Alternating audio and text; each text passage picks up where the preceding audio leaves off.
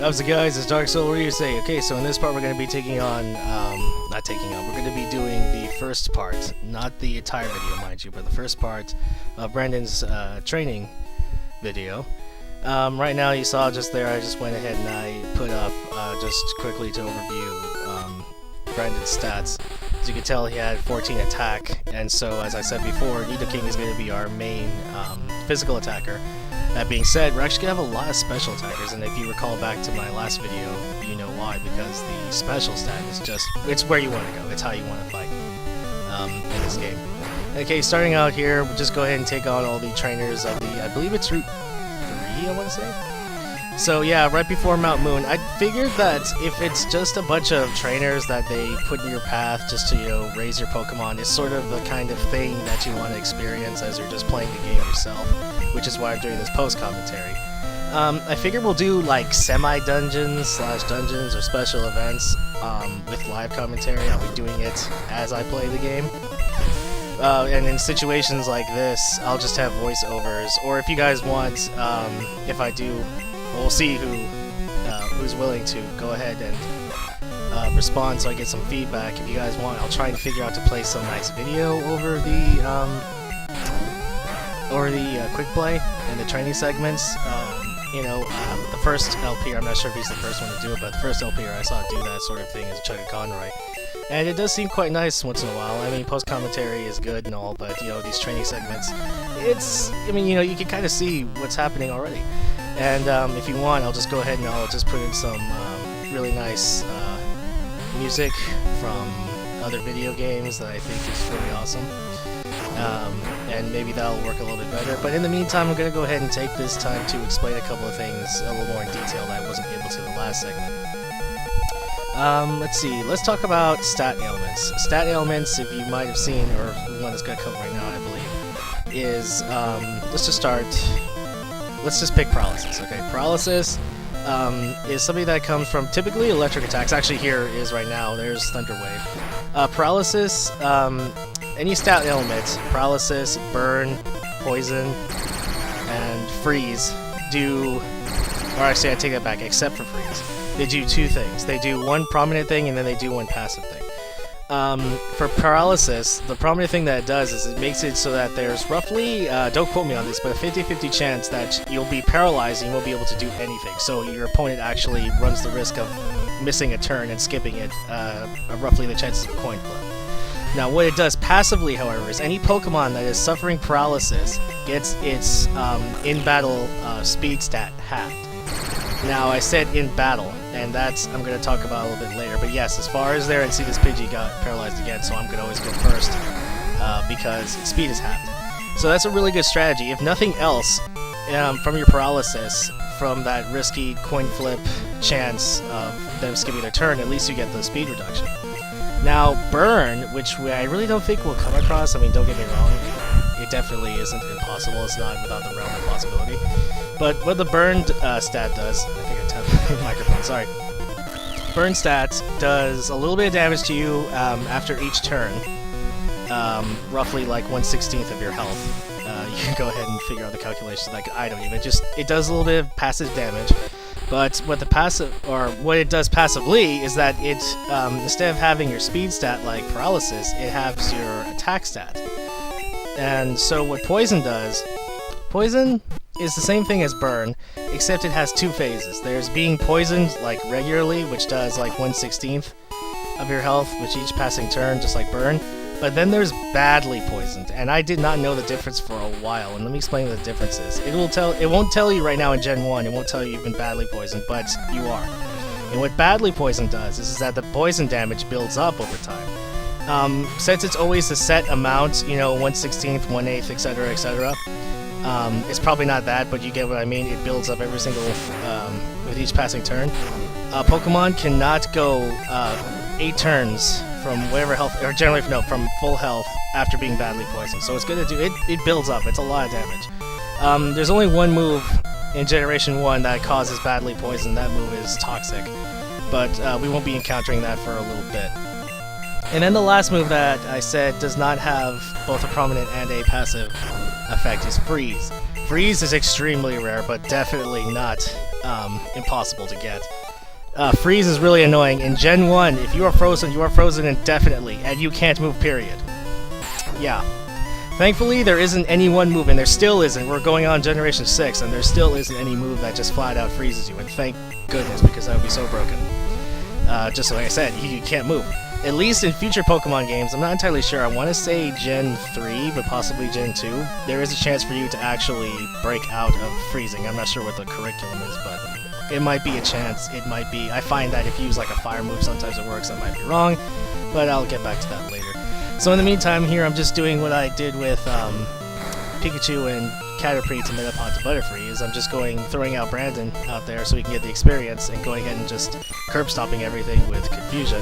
Once in a while, if it's a flying Pokemon, especially, I think we went across the level 14 Sparrow by now, I'm just going to be hitting it with Pikachu instead, because it's just the better choice. Super effective, same type attack bonus. Thundershock will do just more damage. Right there, Branden learns Double Kick, and that's a fighting move. A very good fighting move right now. Branden can learn additional fighting moves later. Actually, no, I take that back. In Gen 1, he cannot. But right now, that's a pretty decent move. It serves our purpose as well. That's the only fighting move I think is going to be on the team, but like I said, it does it well. And now, what I'm going to talk about is, let's see, how much time do we have left? Yeah, we got like 3 more minutes of this. Okay, I'll take the time to, oh yeah, by the way, I finally realized that, I forgot to change the text speed to fast. So anyway, I went ahead and did that in the options menu, nothing big there. Same type attack bonus, or stab for short. Not usually endorsed by by Nintendo for obvious reasons. They don't want to have Pokemon associated with stabbing. But anyway, the same type attack bonus. This is why you should care if your same type Pokemon uses the same type attack of an attack that you use, and same type attack bonus. You get a 1.5 times modifier on the attack alone. So it is more beneficial for Pikachu to use an electric move like Thundershock versus, let's just say for the sake of argument, Butterfree using Thundershock. I'm not going to go over specifically the damage and accuracy of some moves. I just think that'll make things too convoluted, especially for first-time viewers or those coming back to Pokemon and watching this. But I'll mention it once in a while. You guys let me know again in the comments if you really want me to go over some of the attacks that I'm going to be using. I will talk about a little bit why they're beneficial or why I want them. Usually what I look for in my move pools of my Pokemon is more variety. Maybe 1 or 2 stab moves for Pokemon that have 2 types, and a couple other moves that cover their weaknesses, like Pikachu is weak to ground moves. Unfortunately, Pikachu cannot learn ice or water moves, but in a Pokemon that is weak to ground, I would want to include a ice or water move to counteract that Pokemon. But anyway, Branden finally goes to level 13, and he's already up there with Butterfree, and that's pretty darn good. I already save here just in case, because the last thing I want is like some power outage happening, and that has happened to me before, actually during my practice run of this game, so if I stop once in a while to save, that's why.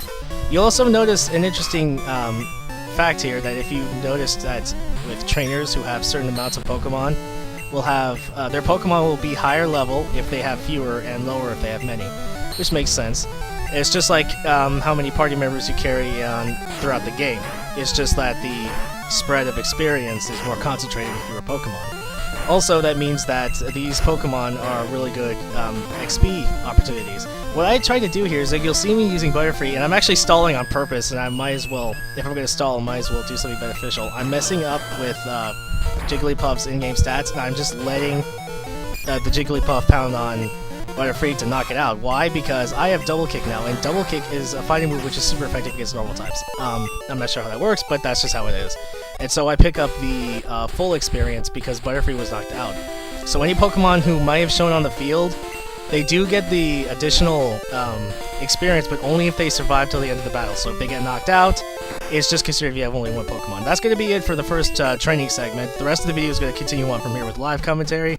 So go ahead and leave me in the comments if you want me to do post-commentary, or do music, or do a little bit of both, you know, like a little voiceover. But, alright, let's go ahead and kick off the live commentary and take on Mount Moon. Okay, man, now that in-game audio can be really loud.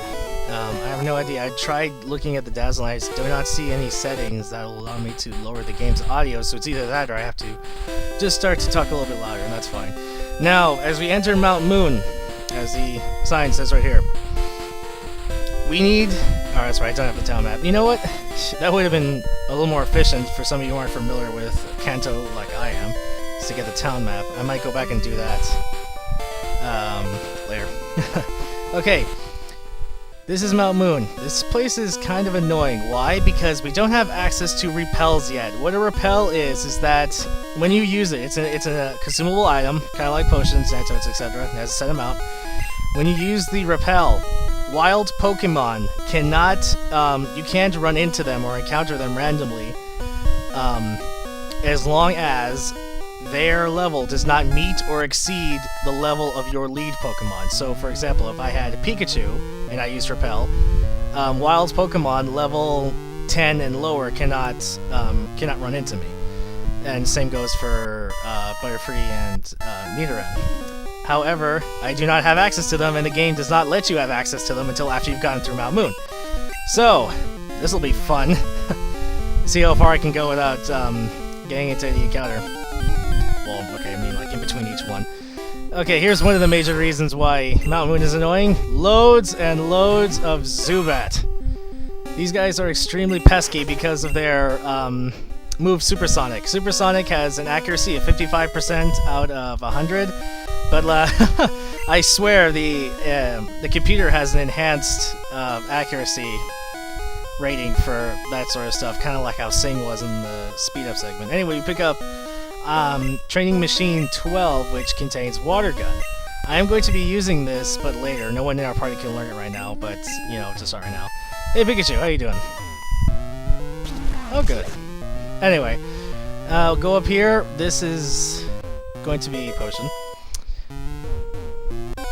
Okay, that wasn't too bad in between those last two encounters, but again, it's a Zubat. Oh, by the way, I should mention how running away works. It also kind of works, it goes off of your current Pokemon's speed stat. It compares it to the speed of the opponent's Pokemon, and then it runs it through a calculation. So that doesn't mean that just because you have a slower Pokemon doesn't mean you'll never run away. It's just the likelihood of you running away is that much slimmer. So anyway, let's go ahead and take on this Bugcatcher. I'm going to go ahead and speed up this battle because it's not a major one. Weedle. Pure Poison type. I'm just... Oh, sorry, take that back. It's Bug Poison. Don't poison me. Okay. Anytime you're going through caves or dungeons like this, it's really annoying if you get poisoned because either that or you gotta really hope you have an antidote with you. I'm just gonna keep using Horn Attack because being part poison type, they're resistance to fighting. I guess that means that if you have a strong immune system, you can resist poison. I do not know. That's just my way of riddling it out. Now, this is actually a perfect opportunity to talk about in-game stat differences. When any Pokemon enters the battle, it has just imagine like a flat line. It has a set number, or rather a set stat ratio going into whatever its stats are. Now, whenever a Pokemon modifies or decreases the stat of either your own or your opponent's Pokemon, imagine the bottom of that line being the negative and the above being plus. You can modify your own Pokemon and your opponent's Pokemon's stats for as long as you're in that battle. So that move Harden is useless as it is. It does do something. It's what it does is that it allows their defense to go up by one stage. Now I believe the maximum level of stage increase for any stat that can be altered, attack, defense, speed, and special, can only go up to a maximum of 9, I believe. I'll be checking that up and put an annotation if I was wrong. And so, like Leer. Leer is another one of those moves. If I use it, it's defense spell, so it's defense -1. And that's, again, you'd be surprised how much calculation that you do not see and it's put into the AI of the system goes into calculating all this stuff. So I really cannot narrow it down exactly how this is calculated, but you get what I mean. You know, it's defense is down by one stage. It's never a good thing. I do that much more damage to it. So since it's normal, just like with the Jigglypuff, I'm going to go ahead and keep using Double Kick. Double Kick, as it suggests, always resolves twice. Sing is a 55, I want to say, accuracy move, and as you can see, it puts you to sleep. That is one stat ailment that I didn't talk about during the training session, but that's okay because it's the same video, so I might as well continue from there.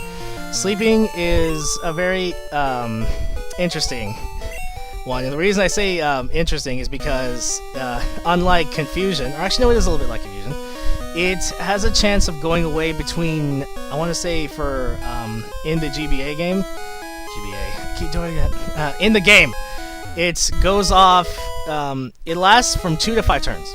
So you'll always have it for at least 2 turns. And what happens is that you have a chance after those 2 turns to wake up. Now, unfortunately... do I want to catch this Shantru? I'm not sure, but I'll go ahead and catch it. So anyway, back to what I was saying. The turn you wake up on is a turn that you miss as well. They fixed this in later generations where if the Pokemon wakes up on the same turn, it can move. But not in Gen 1. So, yeah, you have a chance of being asleep for 5 whole turns. That really does suck. Although, again, I'm not entirely sure on the calculations, but I'm fairly certain that it doesn't, it gets less and less as the turns go on. I could be wrong. I'll put in the annotations if I am wrong. Okay, level 15, one more level, and we get our Nidorino. Let's see. No, don't sneak up on me. Eesh. Super nerd wants to fight. Okay, Magnemite. Magnemite is a pure electric type in Generation 1. In Generation 2, they introduced a new type called Steel, and then Magnemite picks that up. Let's see here, how do I want to approach this? I'll just use Horn Attack. I know it... okay, I take it back. See, I was going to say that Magnemite resisted. No, because it doesn't have the Steel type yet. The Steel type doesn't get you to Steel Gen 2, and Steel type are resistant to normal attacks, which is what Horn Attack is. But right now, Magnemite is just a regular electric type. Kind of like Pikachu, but honestly, I feel its stats are more kinder to it. And the Magnemite can actually evolve. Okay, I'm sorry. So, your Voltorb, got another electric type. There aren't that many electric types in Gen 1, now that I think about it. And see, what was I going on? What was I talking about before I went on that huge tangent? Oh yeah, sleeping. No, that's pretty much it. Lasts from 2 to 5 turns. As long as it lasts, you cannot move, and the turn you wake up is a turn you have to skip. So, but we are going to be using some sleep, I believe. Alright, no, I take that back. That's how I did with Rental Gengar, and I beat that Mew. Alright, level 16. That fight did it. What? Branden is evolving!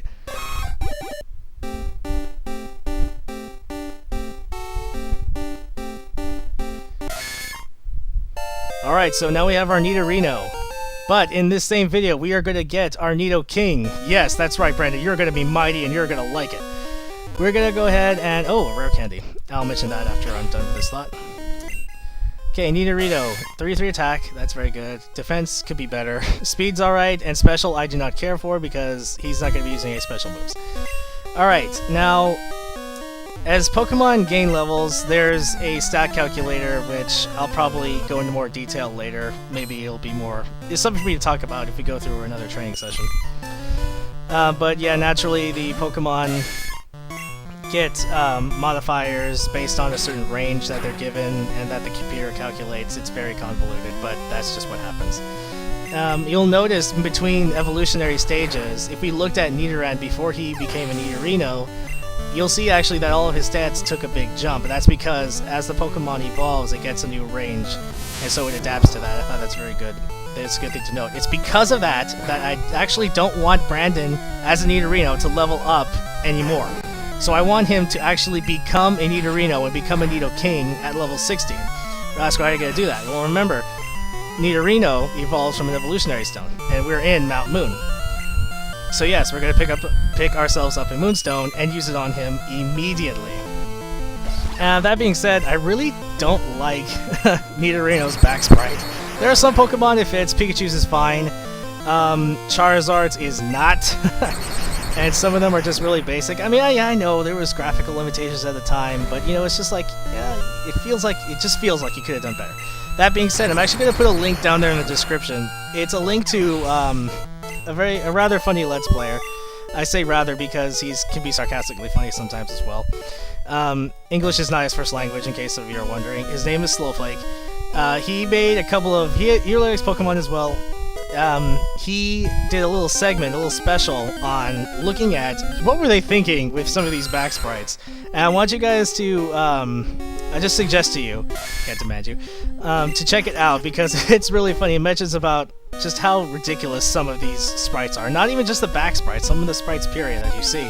So go ahead and check that out. It's pretty funny and it makes sense. It kind of mentions the Geodude from Gen 1. It's a good thing that we run into one right now. He is a rock type. I could probably finish it off with one set of double kicks, but let's see here. 230 till level 17. I don't know how many Pokemon this trainer has. Alright, let's go ahead. I'll go ahead and fight this trainer. I know I shouldn't fight another trainer after this, though. Okay, 2 Pokemon. Oddish, yeah, we'll be fine. Yeah, at level 11, her other Pokemon should be level 11 as well. We should be just fine. That's okay, because as soon as Nidoking, well, as soon as we get our Nidoking, I want him to evolve as soon as possible. Okay, let's absorb. I'll go ahead and mention now that as well as there are moves that move stages up and down, they vary in how many stages they affect at once. It doesn't outright tell you, you just have to know what the corresponding meaning is. Like, simply the word such and such stat fell usually means it fell by 1 stage. If it says falls or greatly, that means it fell by 2 stages. Same with increase and rise, or rose. If it says rose, increased by 1. If it says greatly, I leveled up. Oh, well, that's fine. It's not terrible, it's just a preference. Okay, let's go ahead and speed up. Who needs running shoes? I have to do. So I could probably talk about is random encounter. I should probably talk about trainer's line of sight. Now, if you'll see this guy, as I went over here, he couldn't see me, but if I move 1 panel to the left, trust me, he'll see me. That means his line of sight is 1, 2, 3, 4 squares, 4 panels. So I'd want to avoid him. That's a good way if you want to just avoid a fight if you're low on health. But there's our Moonstone. I am going to go fight all these trainers. Alright, let's go ahead and use the Moonstone and get our Nidoking. What? Branden is evolving! 2 times in 1 video. Gotta love it.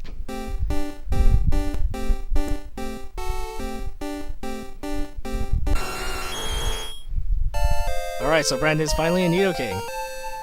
Now, if you guys recall, you maybe can go back in the video and see, I believe his attack stat was 35 after he leveled up to 17. Now it's 41. So yeah, and he gains a new subtype. He's now part ground. Now, this does mean that Nidoking gets a few more weaknesses, because it gains the weaknesses to what ground is weak to, animal poison is weak to. I do not believe these 2 types complement each other. However, with some Pokemon they do. Like if you have 2 types that mix together, they could add new weaknesses and resistances. You know, it's very simple in concept, but adds a whole plethora of combinations, and it's really awesome. So, okay, so we have our first member of our team fully evolved, and we don't even have our second member of our team. But don't worry, Branden is going to get a huge leap in levels. We're just going to almost solely focus on it. Branden's going to be carrying us through a lot of the early game here. But as soon as he reaches, I'm going to say around 30 to mid to late 30s, we'll have most of our team at least in our party, and then we'll be able to go ahead and train him kind of like how we've been training Branden and get them off the ground as well. I love his back sprite. It suits him much better than Nidorino does its. Geodude, we're just going to go ahead and double kick.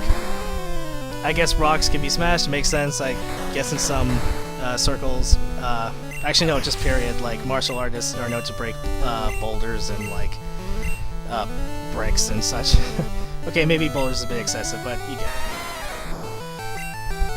it. You'll also notice that certain NPCs have certain types of Pokemon. You'll usually find hikers to have ground and rock type Pokemon, sometimes fighting. Bug trainers naturally have bug type Pokemon. I'm pretty sure that's all they have though. This guy's taking a cue from Brock, except he has 2 Geodudes instead of just 1. But if you notice, they're lower level, because there's 3 of them versus 2. Alright, level 18. Just racking up those levels. Whoa, shocked again. Ho ho ho. I'm so big and jolly. I'm not sure what these sprites are. I'm pretty sure it's just a junior trainer. I'm gonna say, I'm pretty sure it's a junior trainer. No, yes, it's a junior trainer. Oh, it's a youngster, I'm sorry. Youngster, they usually have normal Pokemon, mostly Rattatas. We'll just go ahead and double kick and be done with this. Speed this up. Rattata, he has 3 Rattata. Just watch. He might have... Sometimes, I take that back, sometimes I find them having, like... Okay, yeah, he has a Zubat, my bad. Sometimes they'll have, like, Ekans or something like that. Just, you know, something thrown in. But yeah, if you can usually pick up on what type of Pokemon will be with what type of NPC, you can gather as to which Pokemon you want to change your lead to, and then just start out with that Pokemon up in the lead. Oh, you know what? The encounter rates aren't as awful as I was dreading them to be. Which is fine. That one was pretty bad. Had like, what, 3 steps before another encounter? Interesting note, you have 2 steps before each, after each encounter. I didn't want to talk to Pikachu. You have 2 steps before each encounter, or rather after each encounter, of free movement before you can encounter another Pokemon. So you can pretty much always take 1 free step. The reason that is because your second step also resolves by the end of that free time. And yeah, you encounter... You know what? I'm looking at this guy, this very shifty guy. And I should have fought somebody else at this point. I shouldn't be fighting this guy yet. I should be fighting that guy. Alright, I remember what I did wrong. Okay, we gotta double back. I have it on double speed, that's good, because I need to move fast. Running shoes away! It's kind of funny watching Pikachu doing that. Okay, that was pretty good. Had like at least 15 steps in between encounters. Leave. Oh, that was bad. That resolved probably on the second step. I can't really tell right now because of how fast the game's going. Yeah, there was a ladder back here. This one. There we go. Now I'm going to want to get this TM because TM1 contains... Slow down. Let's go down. It contains Mega Punch. Mega Punch is pretty darn useful for right now, and Branden can learn it. This will replace his Horn Attack. Well, actually, I take it back. I'm gonna go ahead and replace Leer because I'm really not interested in, even in casual play at least. No, I'm not interested in modifying the stats of mine or my opponent's Pokemon. But after we get through this random encounter, thank you. We are going to talk to these shady people in black. Not that I'm discriminating, but we're pulling a job here. Get lost, kid. Okay, that was a pretty bad thug voice, but... Yes, we get the introduction of the infamous Team Rocket, and what is he doing with that whip? Man, they are mean to those Pokemon. What were you thinking? Anyway, so he starts out... Rockets generally have Poison-type Pokemon, typically along the lines of only Zubat, Ekans, their evolutions, and sometimes Coughing. You know, they focus on Poison Pokemon. I'm gonna go ahead and speed this up a little bit, because... Alright, let's go and show off Mega Punch. Yep. It has, I believe, it's either 5 or 10 more attack power than Horn Attack does. Now, unfortunately, because Branden is not normal type, he doesn't get the same type of attack bonus, but his attack is pretty high. So, you're good. So you are good. Yes, I am. I don't know, the boulder just looked funny. Yeah, if you click there, you get either. Either is sort of like a Pokemon power recovery in your bag, which is going to be useful at certain points, like when you're stuck in a cave and you're like, oh, my best move is that Pokemon power. You can go ahead and use the Ether on it, it'll recover at a certain amount. Ether, I believe, always recovers 1 Pokemon move by 10 Pokemon power. Yeah, I know, it's a little convoluted, but... Yeah, you get it. See the Pokemon power? It's right there underneath the top screen. Type, normal, 19 out of 20, that's her Pokemon power. I don't want to bother with this Geodude. Okay. Now we get back to this second guy. This video's gonna be a tiny bit longer, but that's because we're so close to the end of Mount Moon, I want to get out of there before we head to the next part. Yeah, they'll have Rattatas, sometimes these normal Pokemon. Is this my last Pokemon power for Double Kick? Double Tick. Level 19, 46 attack, not bad. No, I don't know what I was thinking. Oh, okay, it's 1 for Horn Attack. Ah, what are we doing that for? You see, this is actually a good example of types being beneficial. Zubat is part Poison and Flying. Poison and Flying both are resistant to fighting. That means he is 4 times resistant to Double Kick. That was really bad. I mean, yeah, you can tell 46 attack on double kick that hit twice. It didn't look like it did like not even 2 or maybe 4 damage to that Zubat. That was really bad. He resisted that big time. Okay.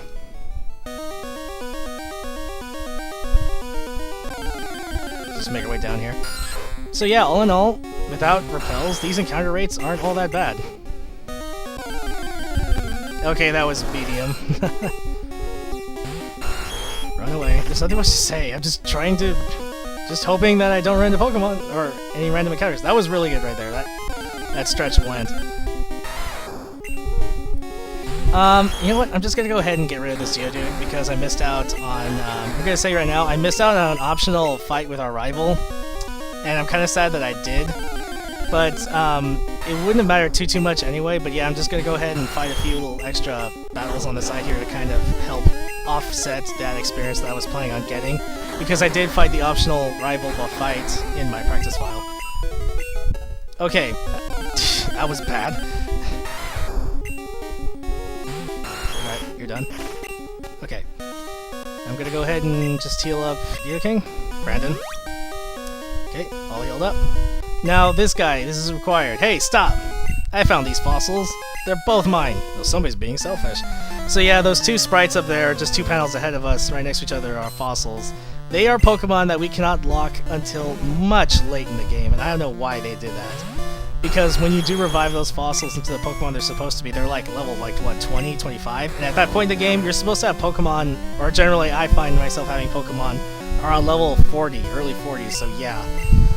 Granted, if you take the time to just train with them, you could get them up, I suppose, but either way, those Pokemon I'm not fond of these fossil Pokemon for Generation 1.